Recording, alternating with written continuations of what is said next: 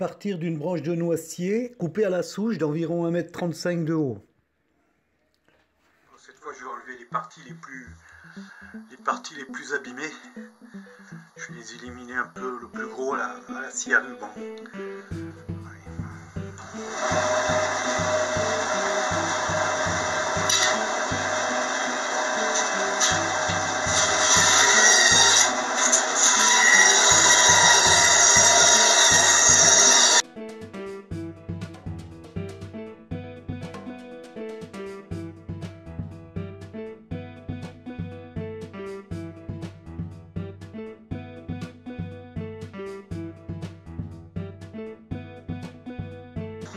Voilà, je vais laisser comme ça en attendant de prendre la décision qu'est-ce que je vais sculpter à cet endroit-là.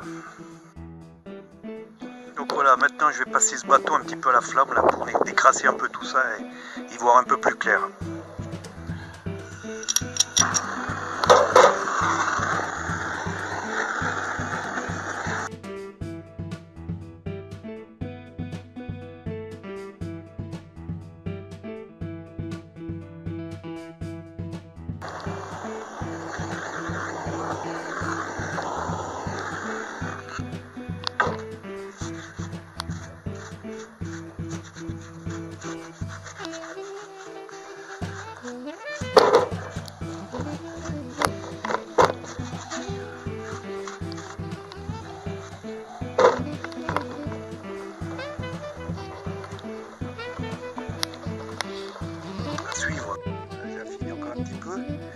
À la scie, j'ai encore enlevé pas mal à la scie et je pense que ça pourrait faire une tête de serpent. Je vais partir dans ce sens-là. Là. Je vais encore arrondir à la robe pour voir ce que ça donne.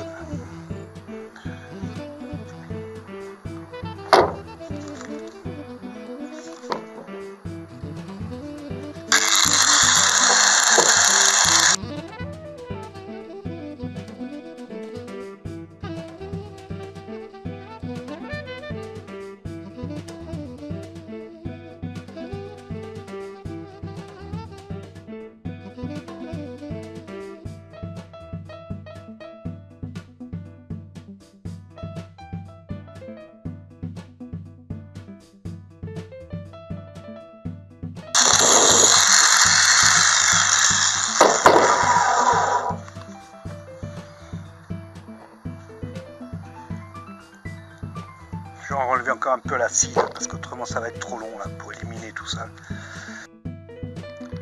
J'en ai enlevé encore pas mal à la scie là. Et je vais encore éliminer cette partie en bleu là. Aussi à la scie ici. Pour avoir la même symétrie que cette partie là. Pour bien dégager la tête. Le dessus de la tête. Et après je continue encore à la râpe à bois.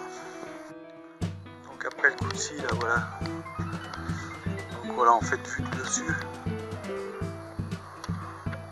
Ça peut faire illusion pour une tête de serpent. Je vais continuer dans ce sens-là.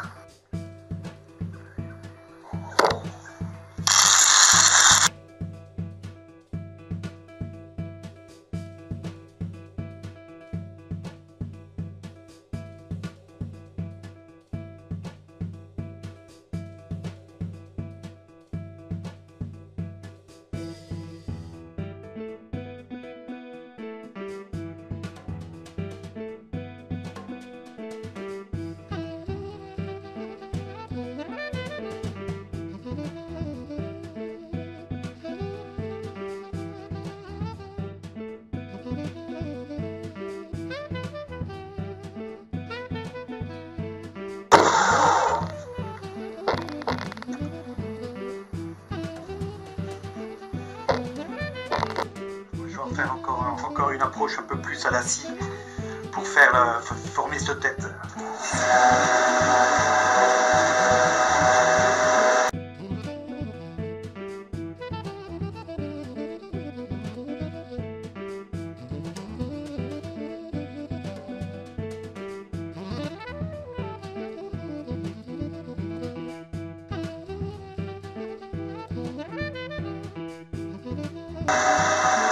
On va avoir une symétrie, approcher au plus la symétrie de la tête. si évident.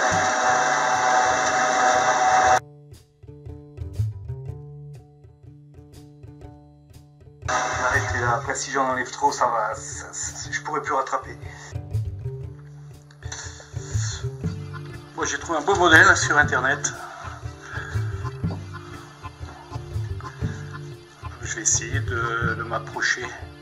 Je vais essayer de m'approcher au mieux. Déjà tracer le dessus de la tête, l'approximatif, avant d'aller plus loin. Tracer un axe central pour avoir des repères, pour avoir un repère pour les yeux, pour placer les yeux. Ça me sert aussi pour la bouche.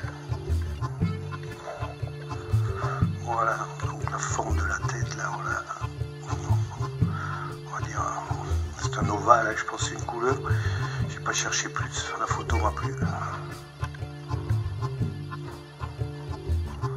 Voilà. L'axe, l'ovale de la tête. Recouper un peu le dessus du manche là, que la tête soit un peu surélevée par rapport au corps. Donc, il faut que j'enlève cette partie là. Puis une partie comme ça. Je le referai à la 6. Pour que la tête soit surélevée par rapport au reste. Et voilà. Bon, ben, je vais préformer par rapport à ce traçage là. Je vais tâcher de faire un bel ovale comme c'est là. Et après je placerai les yeux, je placerai la bouche et puis j'aplatirai un peu le museau. Visiblement le museau est un peu aplati. Voilà, à suivre.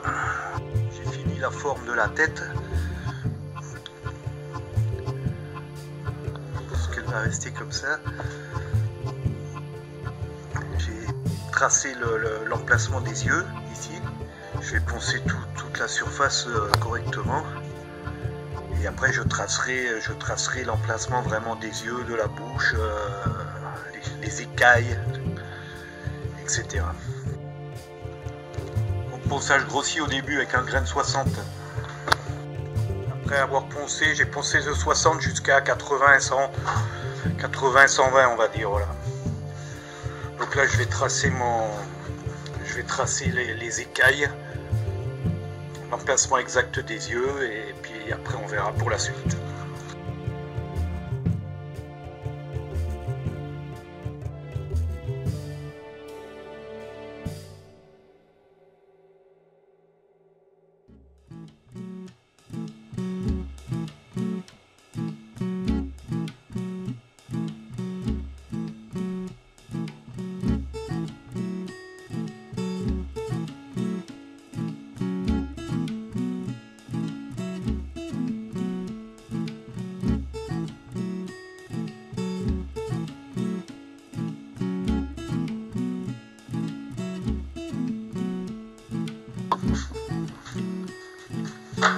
Donc voilà.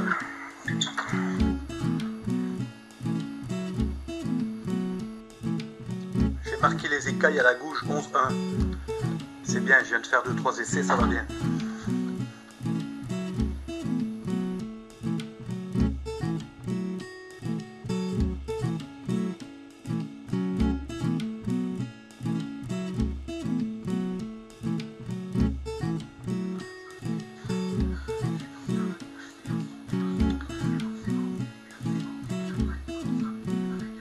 Voilà, petite boule diamant pour marquer un peu plus le tour des écailles.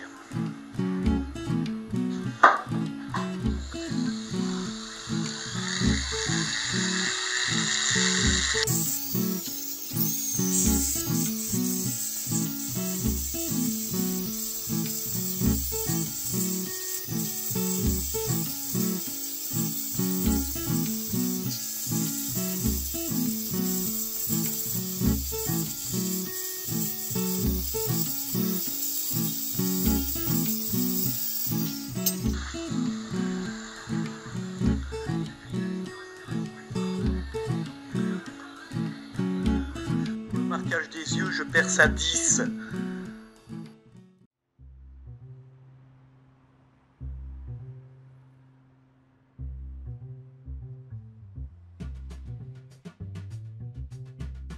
Je pense que je vais y mettre une petite cheville légèrement plus petite. Et puis je vais tenter le coup de remplir de résine.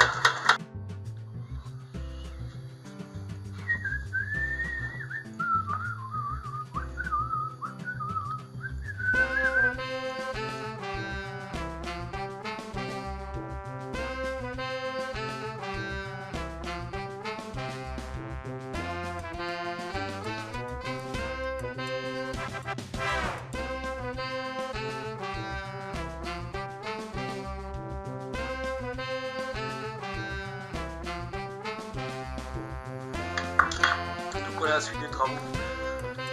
Avoir fait la tête, l'emplacement des yeux, j'attaque les écailles sur cette partie là et je vais faire que le haut du bâton. Je ne vais pas faire tout l'ensemble.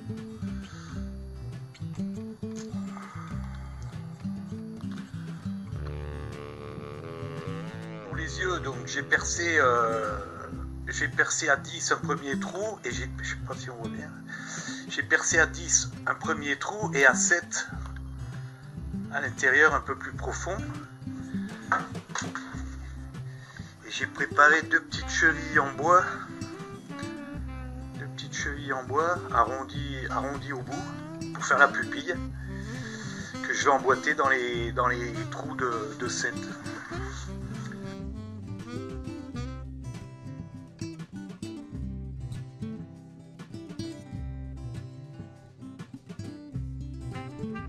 Donc voilà pour les yeux. Et mon intention donc c'est de couler de la résine après.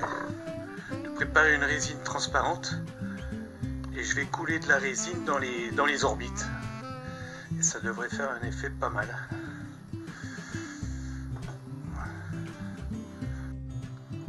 Donc voilà, j'ai terminé. Je vais vous présenter l'effet rendu avec les yeux. Les yeux finis, donc de la résine coulée dans les orbites. Voilà ce que ça donne. Autrement, j'ai mis 2 couches de fondure sur l'ensemble. J'ai fini les écailles tout autour. J'ai fait le dessous un petit peu à mon idée, puisque j'avais pas de visu. Voilà. Une petite dragonne en paracorde. Et puis l'ensemble du bâton que j'ai simplement passé un petit coup à la râpe électrique. Et poncé jusqu'au grain 120 aussi, avec 2 couches de fondure. Voilà. Pour